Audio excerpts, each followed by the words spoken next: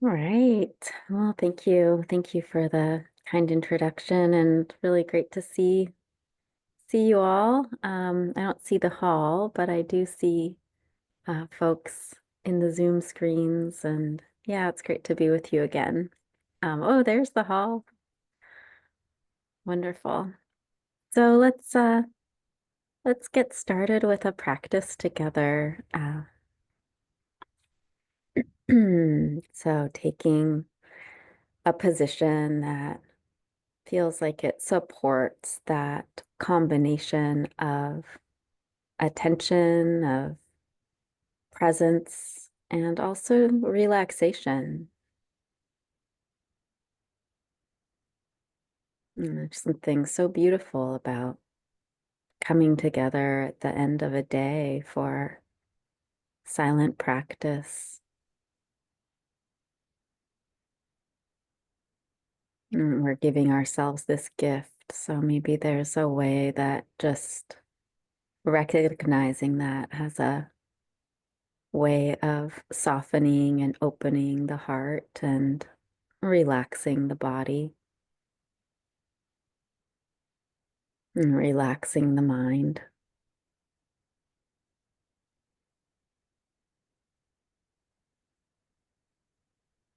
You might want to take some deeper breaths, and on those exhalations, just letting any tension from the day relax and release.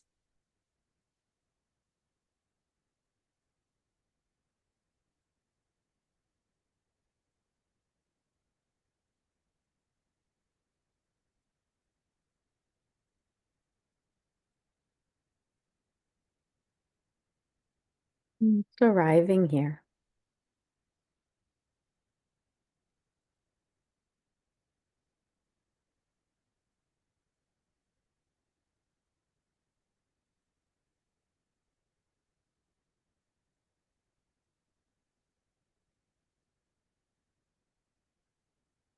opening to the present moment experience of being here and now.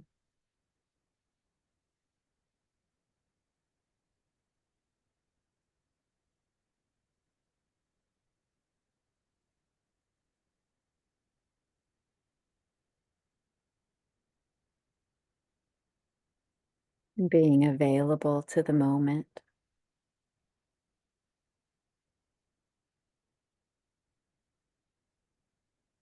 And through the doorway of the body,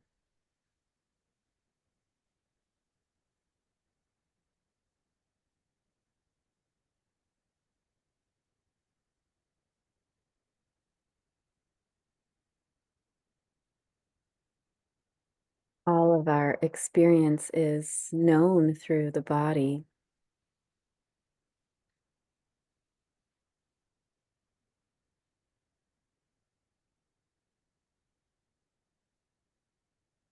Through all the senses.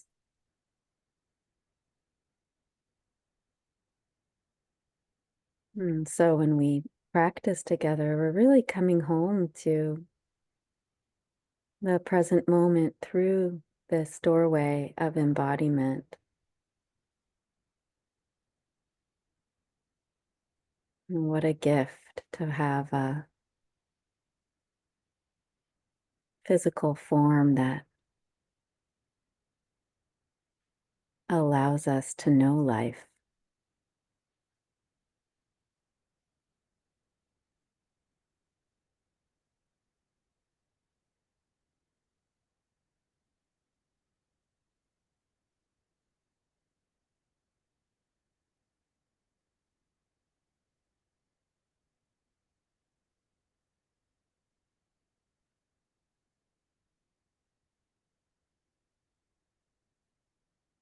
So coming into intimate contact with perhaps one aspect of embodiment to keep the attention stable.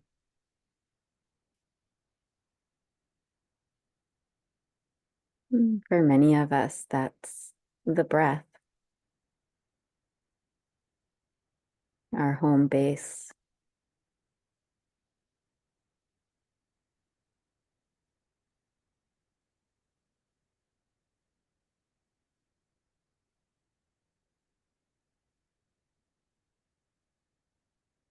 When the mind gets lost in thought, we can come back to this simple knowing of the body being breathed.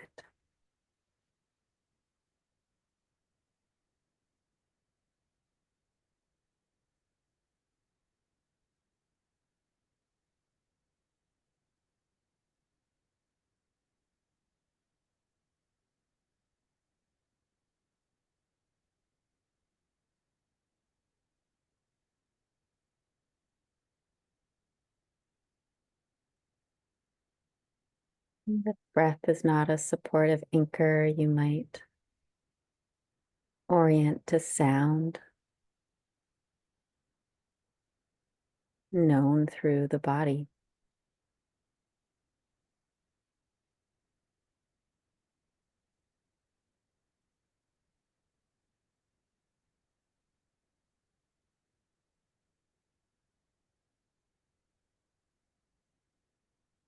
Another area of embodiment that can anchor our attention here in the present moment.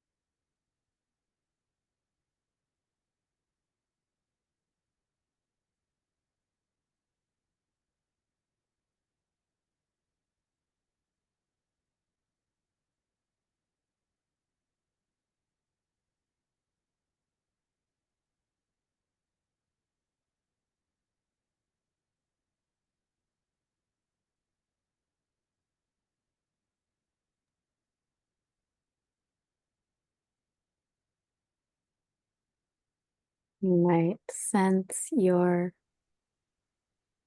relationship with your anchor.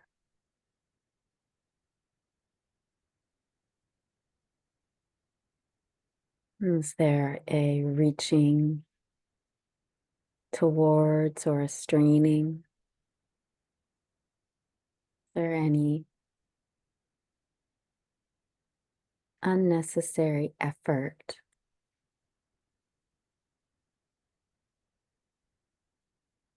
If there is, can there be an invitation to rest back and receive? It's keeping the practice so simple.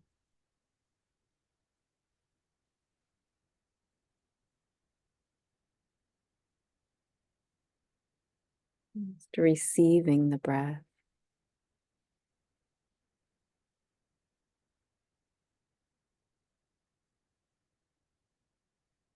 receiving sound.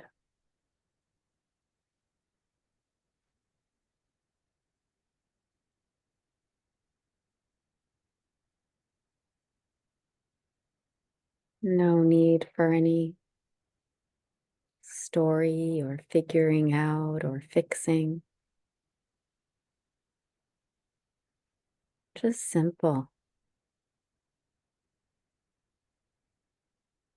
available,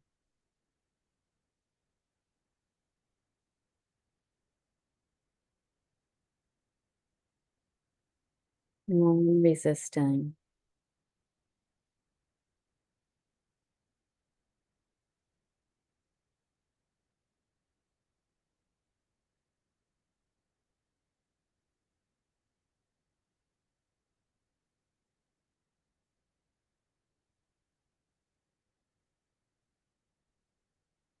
Just letting the mind relax and inviting the body to be the witness.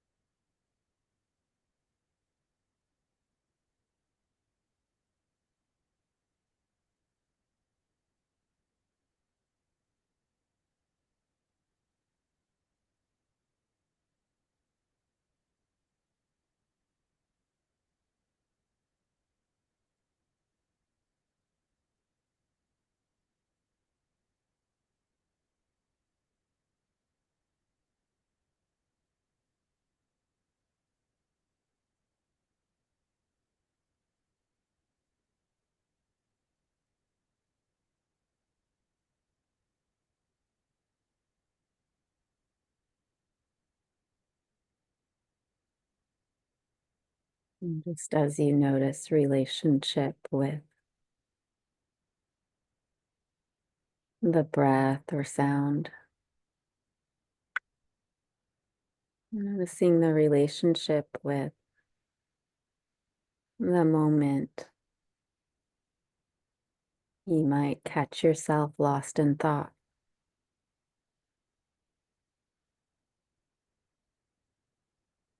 Can that moment be as relaxed and open? Just a simple opportunity to let go of the concept of the thinking mind. Just letting go. And then there you are back in direct experience with the body.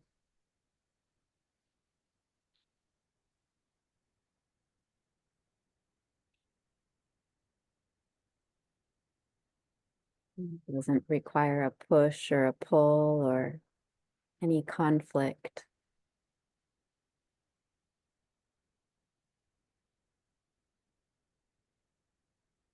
So letting go and then a resting in availability.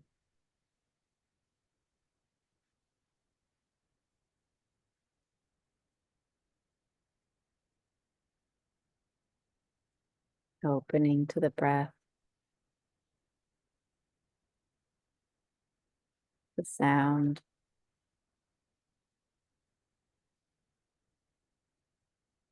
to that which grounds us in the present moment.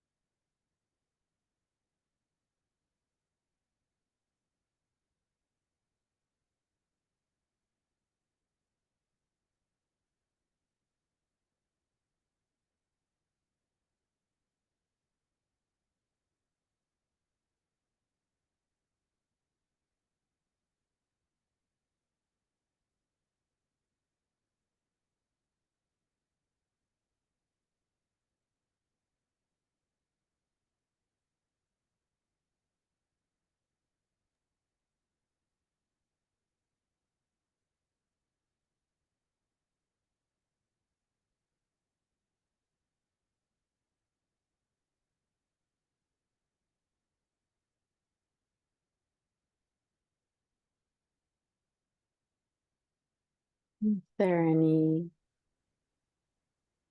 new constriction in the body?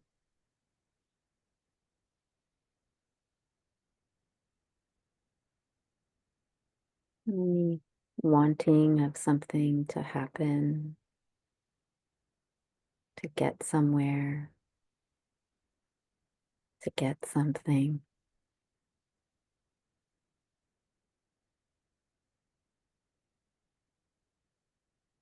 Just notice if there's any reaching.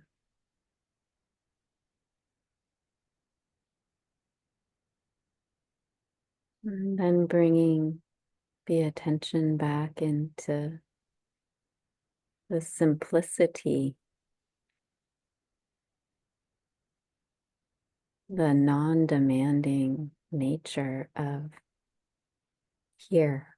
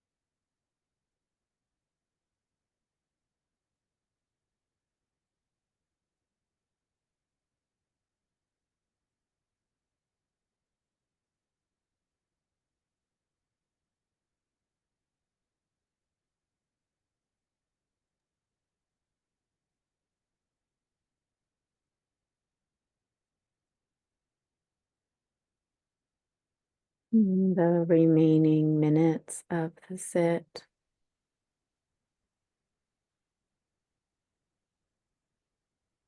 What might it feel like to surrender?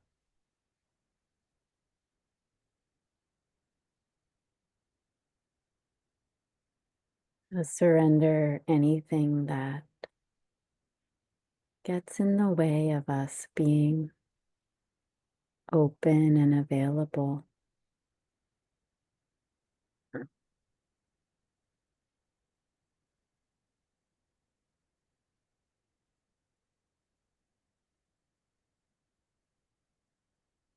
To being here and now with the simplicity of the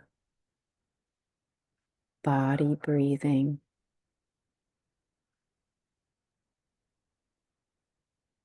the body hearing.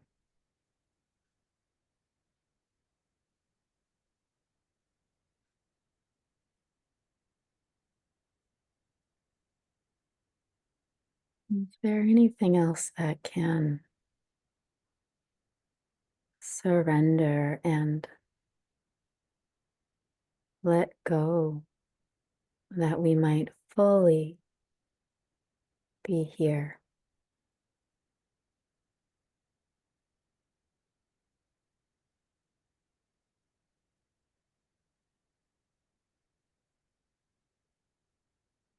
The simplicity of here.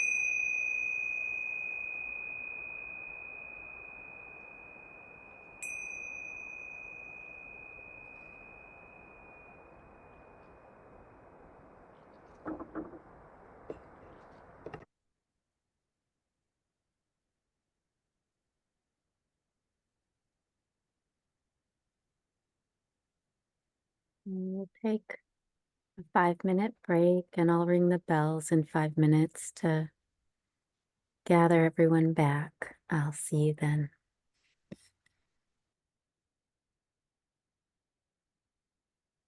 Oh.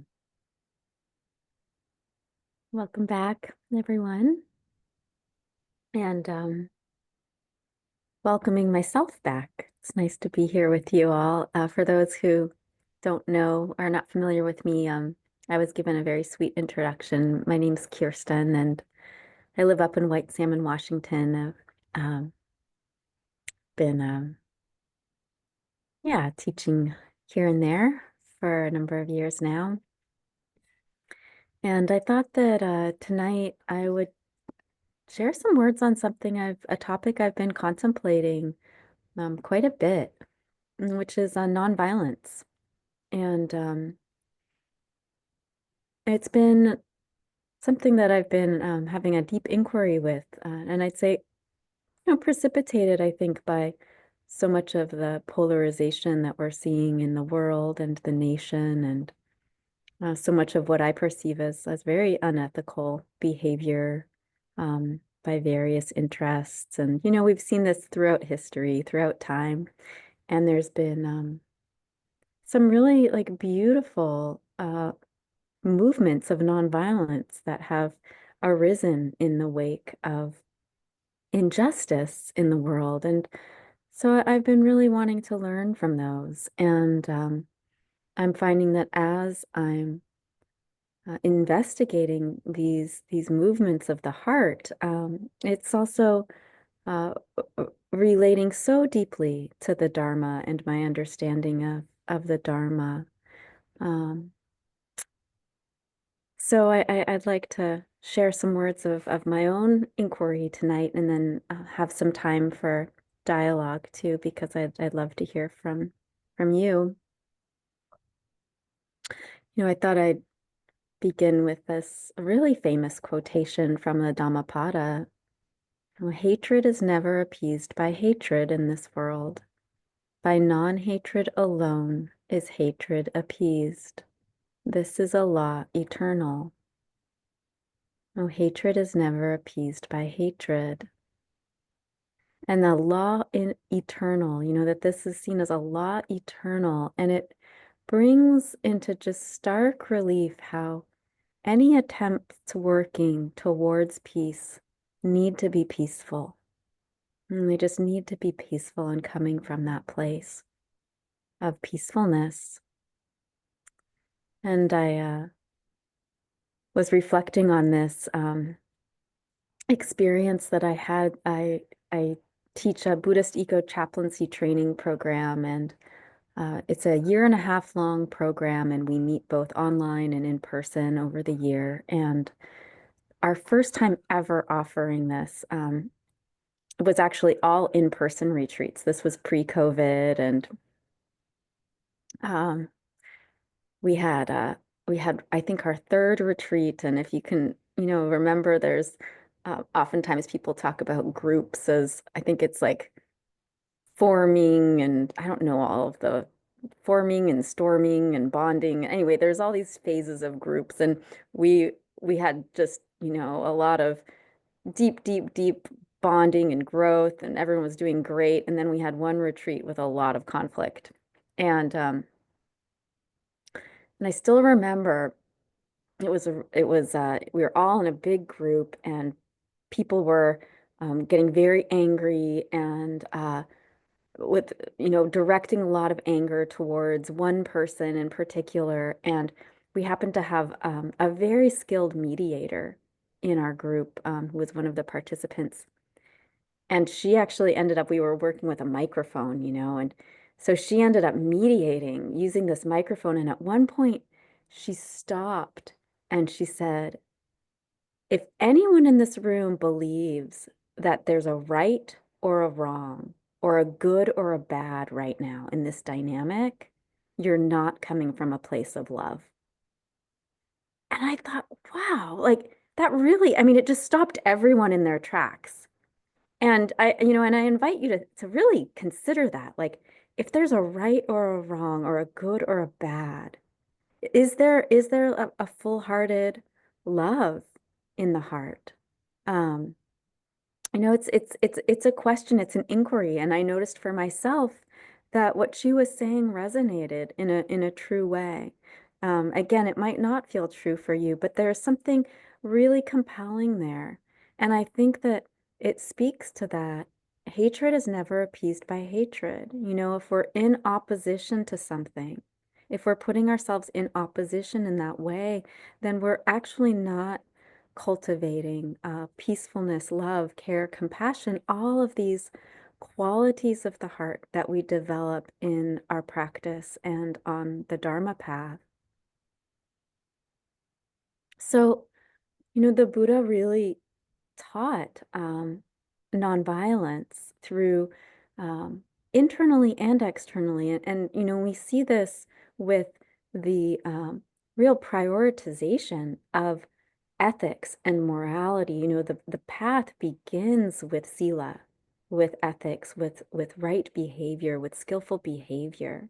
And it was only after um, people were introduced to sila and to the precepts that the Buddha would then teach meditation practices. It was only after there was this sort of refinement and implementation of wise, kind, skillful action in the world.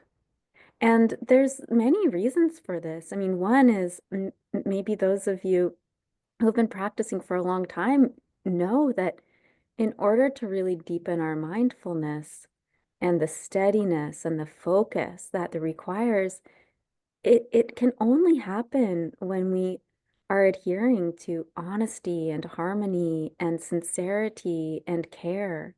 We really, the mind gets really cloudy and confused if we've been out of um, sync with our own goodness.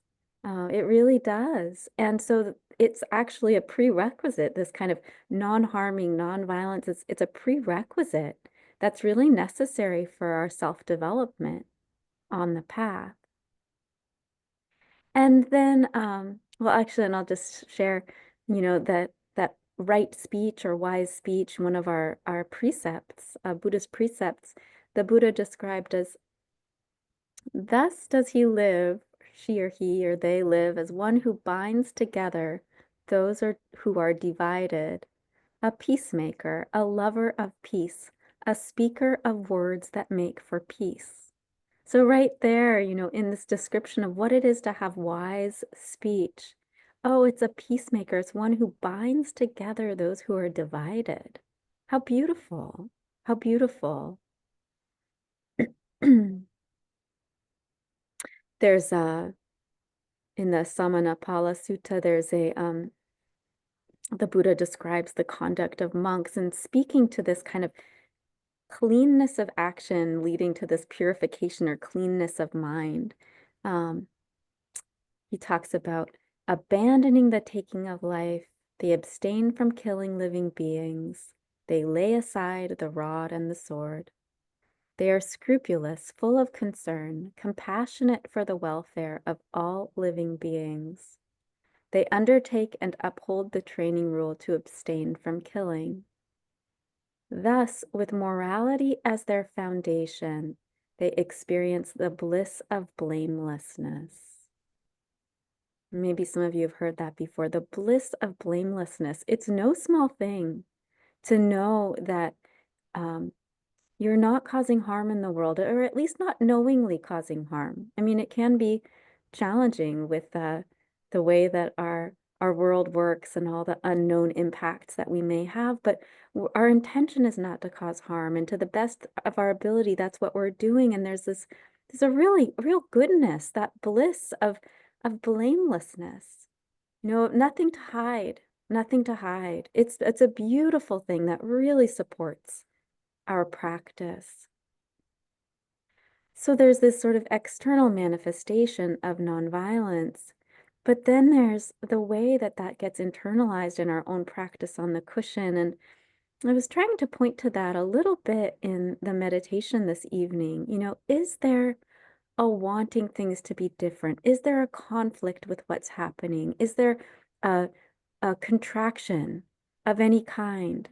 What we do in this practice is we cultivate this quality of sati, of mindfulness, which is this friendly, open-hearted acceptance of things as they are.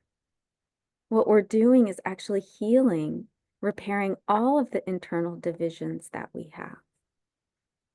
You know, we actually start to understand in practice that liberation itself means nonviolence, that nonviolence is liberating, because aversion, or clinging, it doesn't ever improve our state of mind, like the not wanting, the pushing, the dividing, the othering.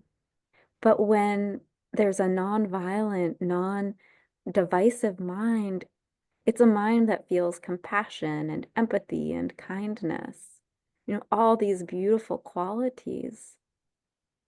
And so there's this beauty to the path, you know, that we might begin by adhering to this precept of nonviolence, of non-harming, but as we practice and our practice deepens, we come to embody nonviolence as a way of life, as a way that is in our own kind of internal practice, and then that we practice in the world.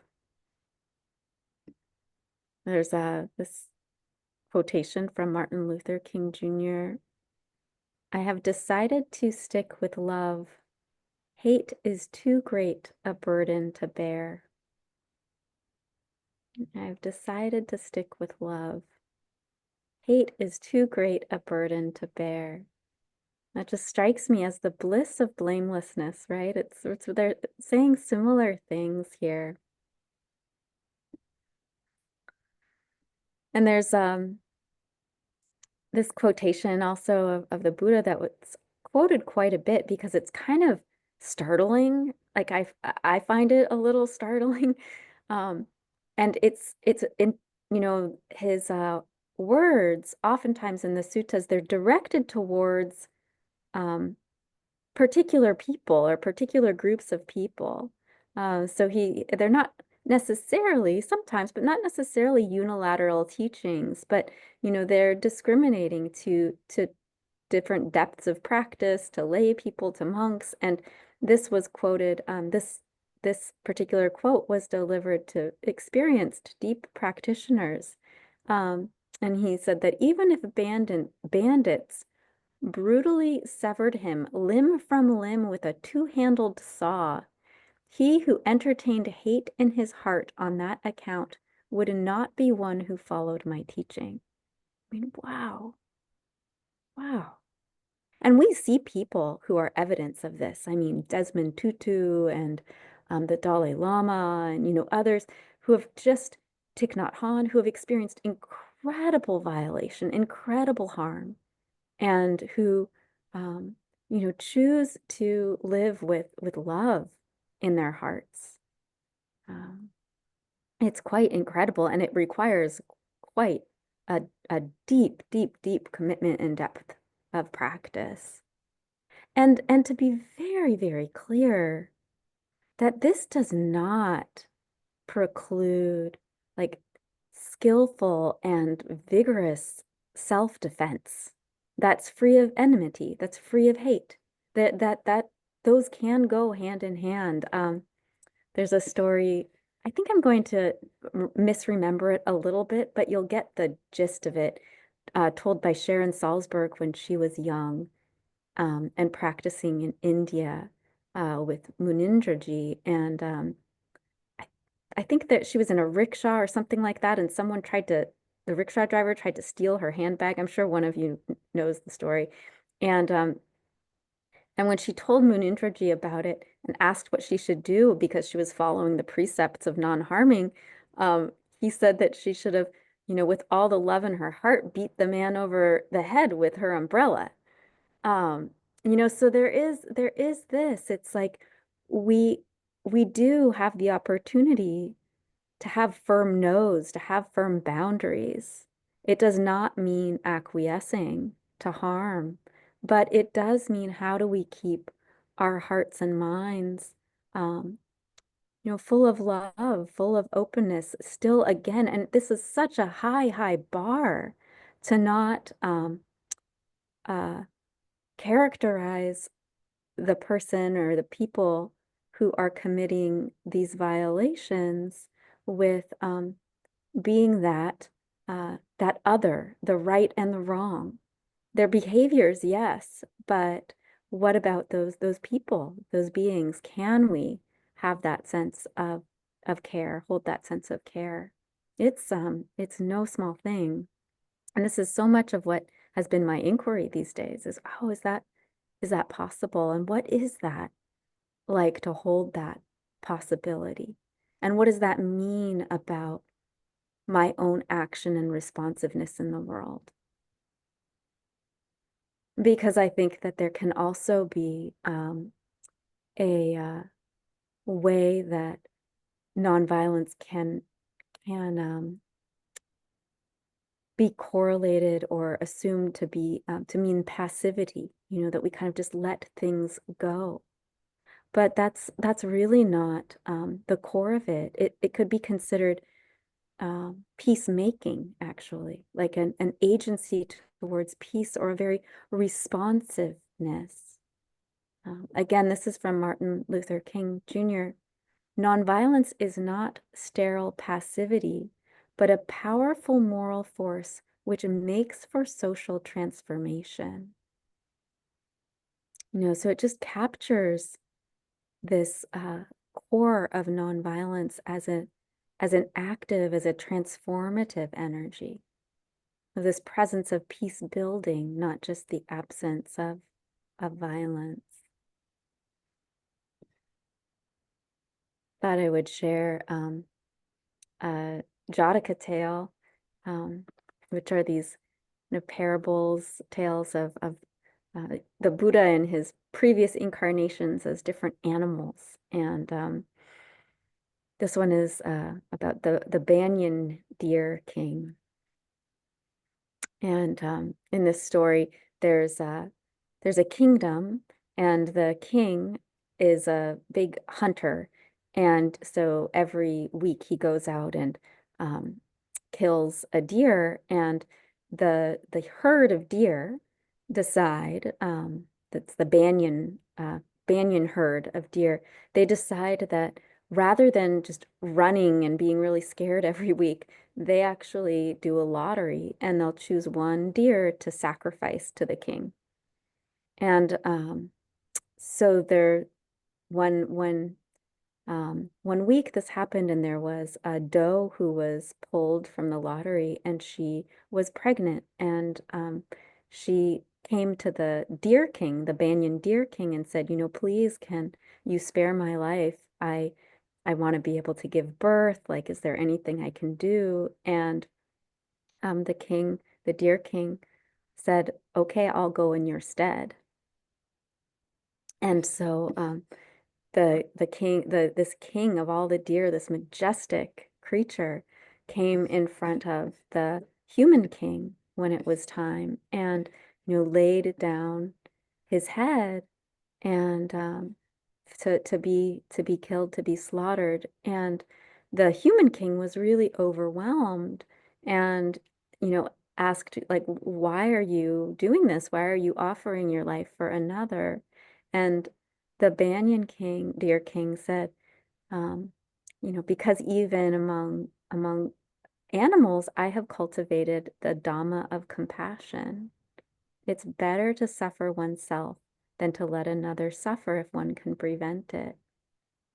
And this was the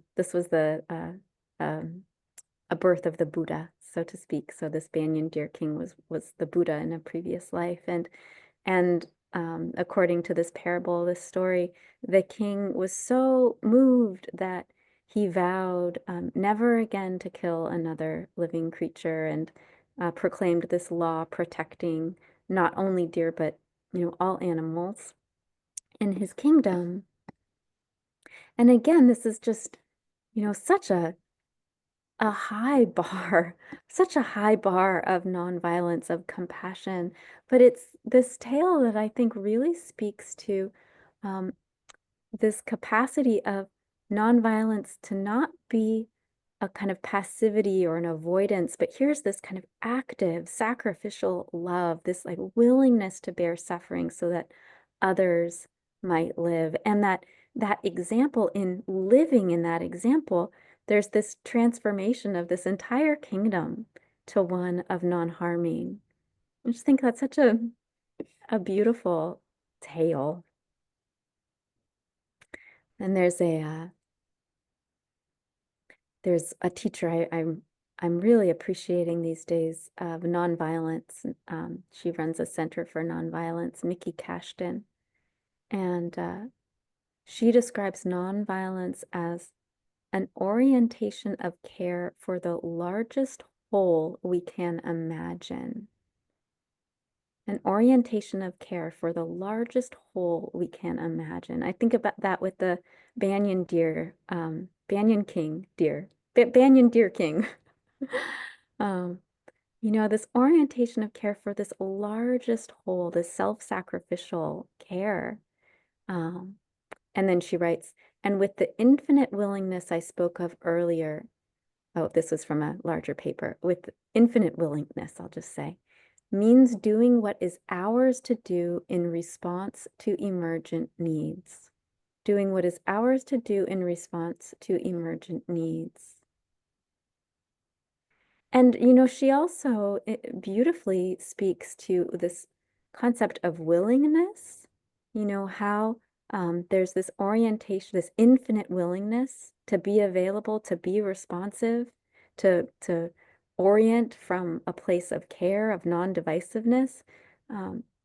But she also speaks to capacity, like also noticing, like, what is my capacity actually? And I think that's a really important combination. What's actually depleting of me, and what's my capacity? Because sometimes the willingness um, can override our true capacity. And this banyan deer king had capacity. Didn't for him, sacrificing his life was within his capacity. For most of us, that's probably not the case. Probably not. Yeah. And she also, Mickey Cashton, is a Jewish woman, and she speaks to this concept, and I'm not sure if I'll pronounce it correctly, but Hanini, and it's a Hebrew word that means I'm here, I'm here. And it signifies this willingness to surrender to God. Um, and the way that she likes to orient around it is, again, this surrender to do what's asked of me by life. Like this surrender to do what's asked of me by life and to respond with care and integrity to what's happening. She says there's never a reason to say no to anything except the limits of capacity. And if that's our only boundary, how beautiful is that? There's no self getting in the way. There's no opposition. There's no bias getting in the way. There's just, oh, this is outside of my capacity right now. So I think, again, back to that question of this woman in our eco-chaplaincy training who had us all stop in the middle of this dialogue or conflict. And, if there's a right or a wrong, if there's a good or a bad, then you're not coming from a place of love. And I think about how the systems that we live in tend to reinforce these concepts of scarcity and separation and powerlessness.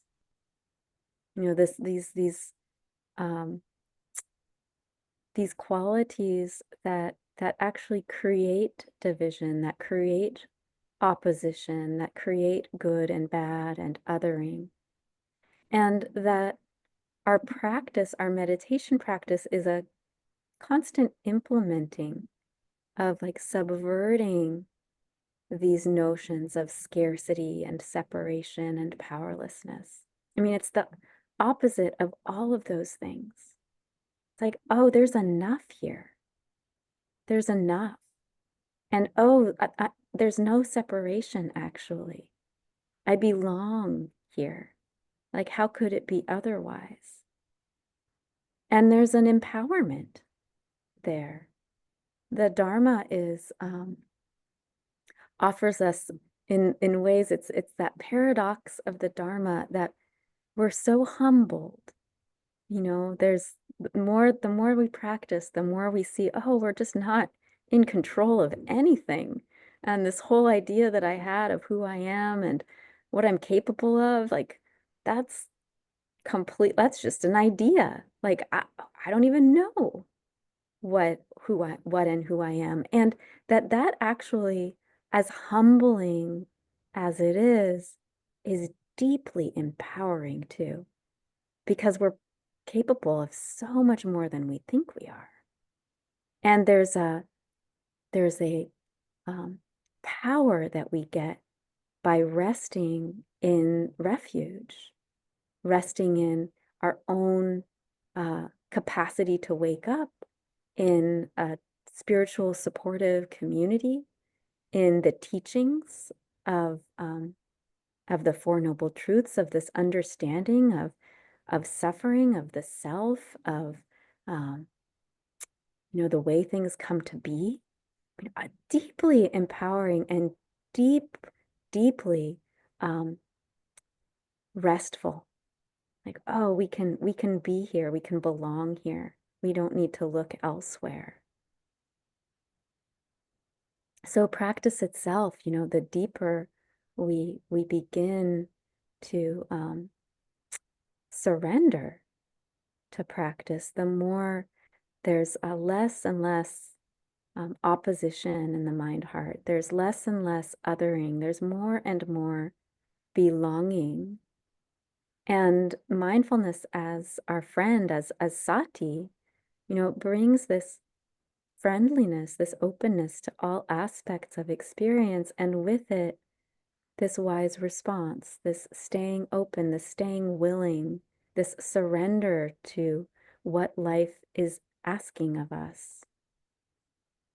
So that's how I am coming to contemplate nonviolence right now.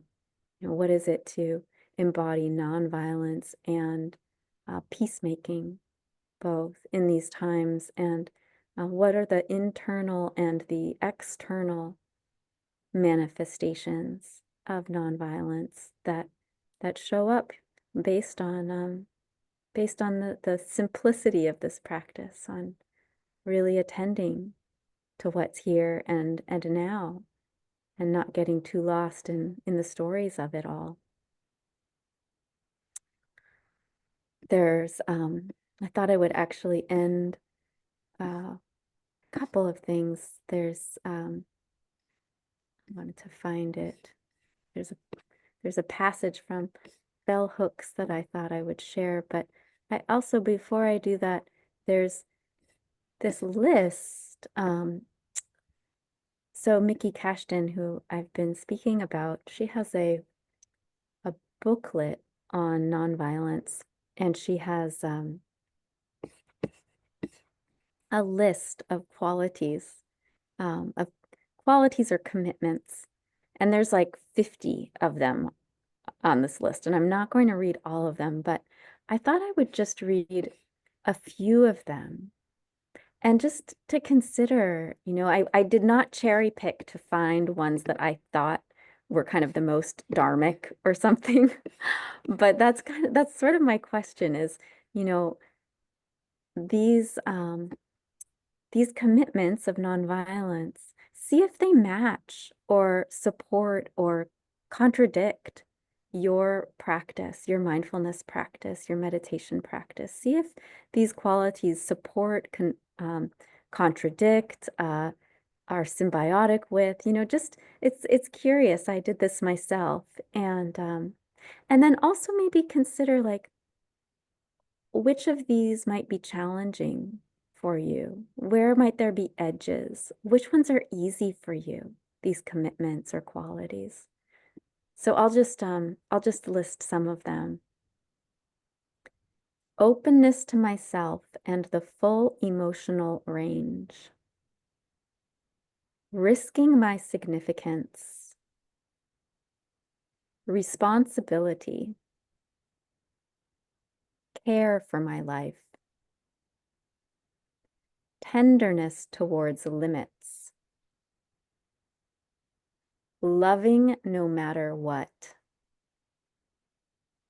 empathic presence, generosity, receptivity,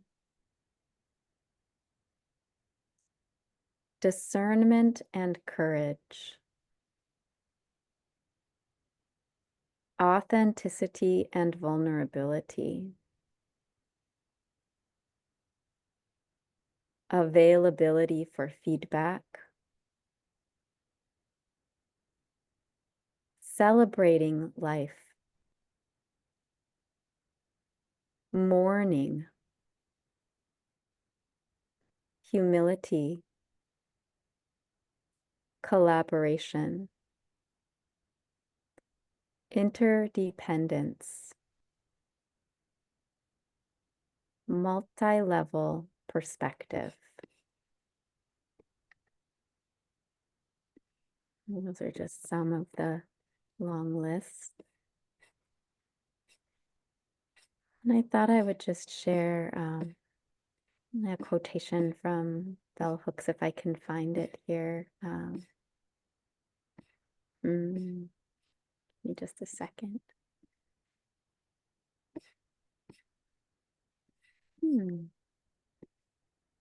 Oh, here we go. The moment we choose to love, we begin to move against domination, against oppression.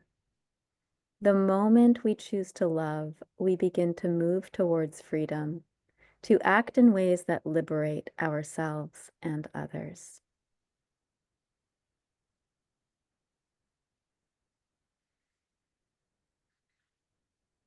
Oh, thank you for your kind attention. And I'd love to, hear what might be moving or stirring for you based on these words. We'll have about 10 minutes and then I'll dedicate the merit.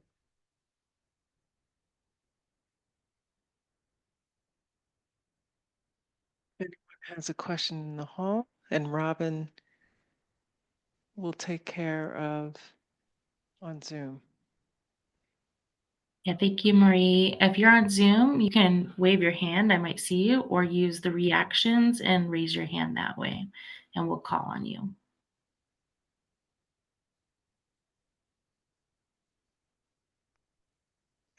Douglas. And a few thoughts came to me as I was listening to you. I was thinking how the sun, shines its rays of light on everyone, on all life. And as I was thinking about this and kind of like challenging myself to like question my affection for nonviolence and right lively or right-heartedness. It came to mind a famous story called the Bhagavad Gita. It was a Hindu teaching, and it had a very challenging moral perspective. And when in the story, the incarnation of God is a chariot driver for a prince, and they're lined up ready to do battle with the prince's uncle. And without going deeper into the story, this, divine figure says, no, you must go and fight this battle. and it is all equal in the presence of my expression. Mm-hmm. And anyway, that just came to mind to kind of like challenge, like I was saying, my own dear intimate feelings. And I thought, okay, all of these things are going on and they aren't all real loving, but the sun shines on all of it. Yeah, that's right. You have Yeah. any thoughts on this? So a little, like kind of challenging, confusing, and how can we make sense of this? Yeah, it is interesting about that. I mean, I think about so many religious stories out there where um, various gods have demanded violence, like the story of Job, I believe, to indicate, loyalty and humility um, and I think that's I would have to really sit with those a little bit more to kind of find what you're describing as the sense making, I'm sure there's significance there that I'm probably overlooking in just thinking about that now. But this sun shining on everyone, I think that what's so beautiful to me about the Buddha's teachings is that nonviolence is not meant to solve the suffering in the world. The suffering is a characteristic of life. I mean, that's a non-negotiable. That's going to happen. That's going to keep happening. So there's something quite beautiful, I think, about, oh, this isn't about fixing or solving a problem. It's about actually um, responding from that place of care and open-heartedness and love and appreciation for life, knowing that we can't save it all or rescue it all. We never would be able to, but it's kind of like the Bodhisattva's vow, like, suffering is endless. I vow um to uh to end it all. It's like there's that paradox there. So maybe that's part of that too, is like, oh, maybe there is no sense to be made on some level. Maybe it's really, how do we put this into practice ourselves and, learn what feels like we're living a wholehearted life. Like where do we feel non-divisive? Where's the freedom in that? Because this is a path ultimately that points to freedom. Yeah, I don't know if any of those words were helpful Oh, or. that was a lovely response about, it's not about putting an end to suffering. Mm, Suffering is part of the life experience. Yeah. mm, mm, Well, thanks for Thank your. you. No, Thank I you, want to go Kirsten. back actually and read the Bhagavad Gita. It's been so long, but now I'm probably gonna go get that from the library as soon as I'm off of Zoom. So anyone online who has a question? And anyone in the Hi, hall? Stephen. Oh, Stephen, go ahead and Stephen. ask a Hey, question. Kristen, I'm really enjoying this. Uh, I grew up in the civil rights era, Mm, and I am not the only one who has noted that part of the nonviolence of the civil rights era was demonstrating the outrageous and violent response of the opposition. right. And that doesn't sound like love, but it worked. I mean, Bull Connor is frozen in my brain, and it has Mhm, been for all my life. mhm. How does that fit with what you've been teaching us? Well, I'm not sure how it doesn't, if I'm understanding you correctly, but maybe I'm not. You're saying that the nonviolent movement um, made obvious violence, like the violence that was Right. happening. Yeah, yeah. They could have decided not to cross the Edmund Pettus Bridge, Mm-hmm. Mm-hmm. but they did because they expected something would happen for the television cameras. Right. I mean, I guess I don't see that as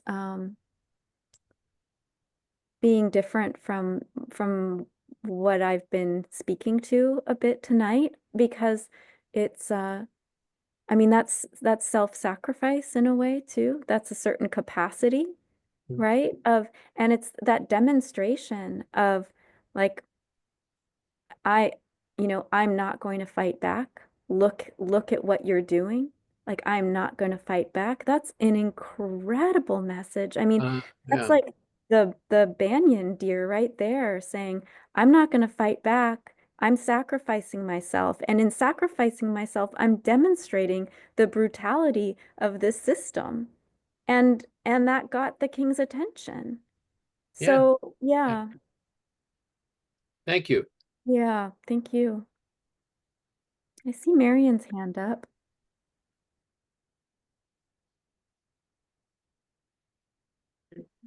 Unmuting helps. I want to thank you.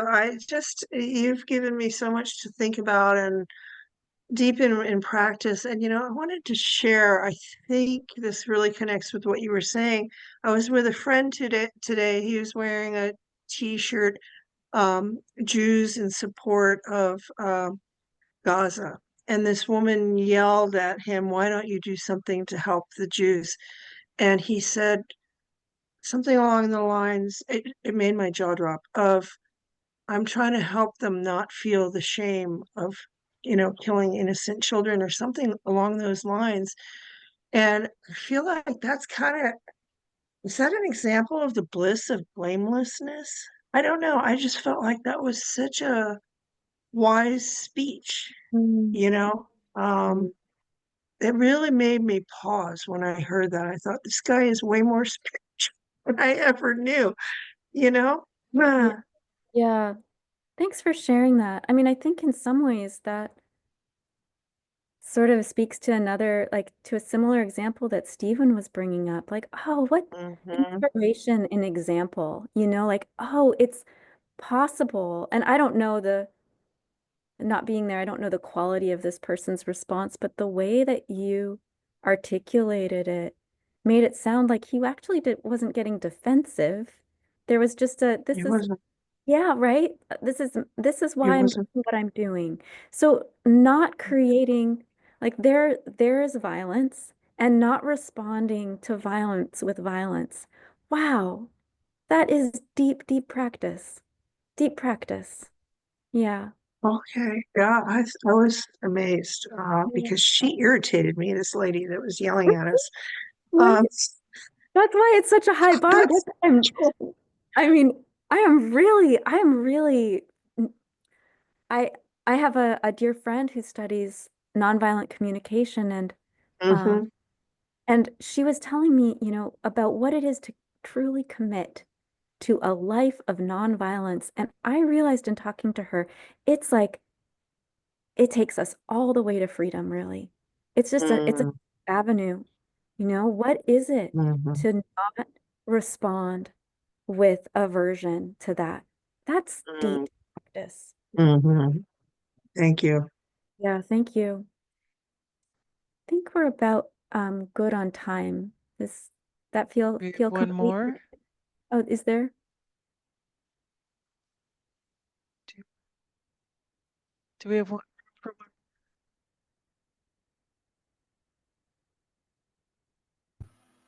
I can't really hear what's going on in the hall. If there's one more, we could take Yeah, it, or we if have one more in the hall. Can you hear that? yeah, maybe it Can you can hear me? be Okay. a little bit Okay. concise. Hi, I'm Sky. Thank you. Sure.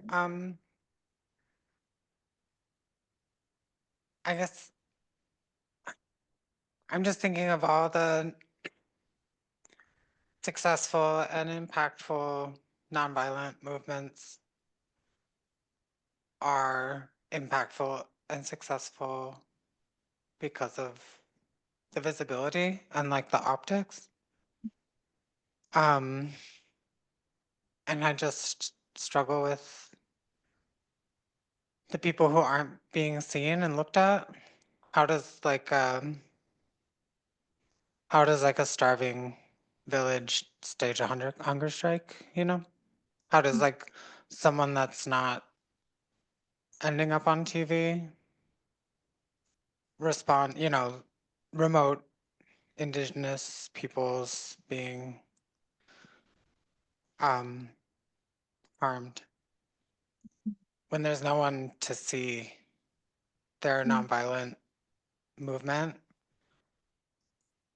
The Yeah. effect isn't, am I, I mean, I think that what you're pointing to is, I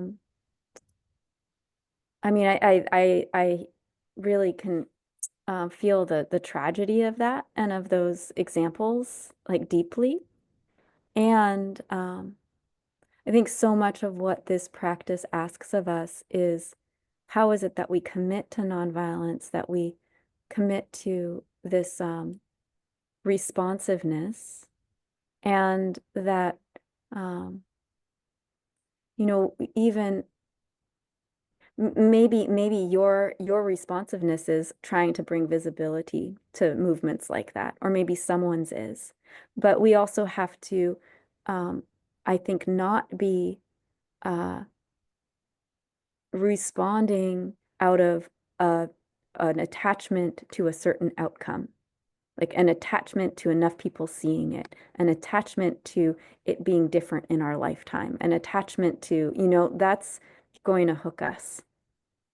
Um, so I think that your question is coming from such a place of like deep empathy and care, and I resonate with it also so deeply. But and if we bring it into the conversation of the Dharma here, we have to remember that we don't know what's going to happen. We do our best in this moment, and we can't control the outcome so much. Does that somewhat respond to that the pain of that question? sure, thank you. Sure. These are yeah, not easy ones. And this is also, just to be very transparent, this is all coming through Kirsten's view. I am definitely not um an expert in nonviolence, nor am I a liberated being. And so, you know, these are my own perspectives and orientations based on some self-study over the last few weeks, but I'm learning with you.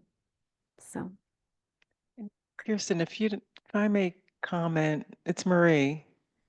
I like your first two quotes from that list, because what I hear when I'm listening to nonviolence and, you know, external and awareness of what's happening, I think of, you know, it starts within, you know, being aware of any violent thoughts towards self and how that gets projected so yeah, much, yeah, that's you know, right. if not addressed or aware. Yeah, definitely. Definitely. Yeah, thanks, Marie. Marie, can we just, I was confused about what time we started, so now I'm wondering if I'm confused about what time we end. Do we end at 7:30? Yeah. So, Okay, oh, it's okay. 7:34, Okay, 35. great. All right, thank you. So I'll just do a dedication of the merit, and thank you all so much for joining tonight. It's really an honor and privilege to be with you. So bringing our hearts and minds together, and just breathing into the center of the heart. And if there have been anything that has touched you or moved you tonight, may it really be for the benefit of all beings. May our practice and our care for the world ripple out, that all beings know peacefulness, know safety and freedom, and a true sense of belonging in the world.